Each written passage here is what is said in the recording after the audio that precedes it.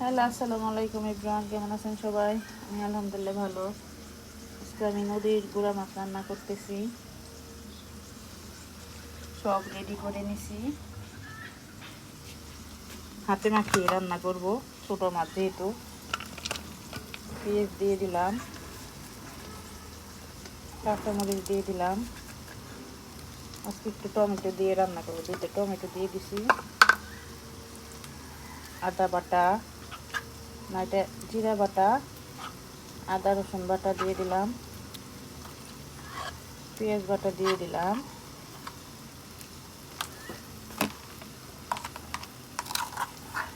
পরিমাণ মতো লবণ, স্বাদ অনুযায়ী, মরিচ গুঁড়া, হলুদ গুঁড়া, ধনিয়া গুঁড়া দিয়ে দিলাম। এখন তেল দিয়ে দেব।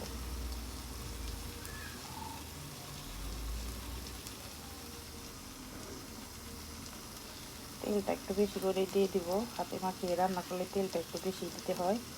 এখন এটা মিক্সড করে নিব, মাখিয়ে নিব।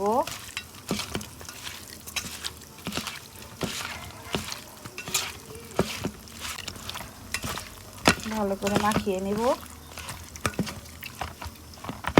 মাখানো হয়ে গেছে, এখন পানি দিয়ে দিব।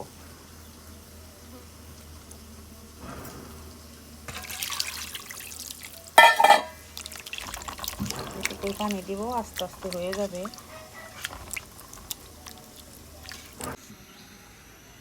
চুলায় বসিয়ে দিব।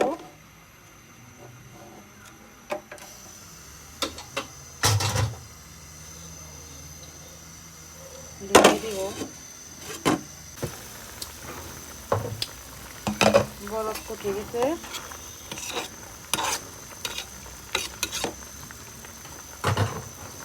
ঢেকে দিই। তরকারিটা হয়ে গেছে, এখন একটু ধনিয়া পাতা দিয়ে দিই।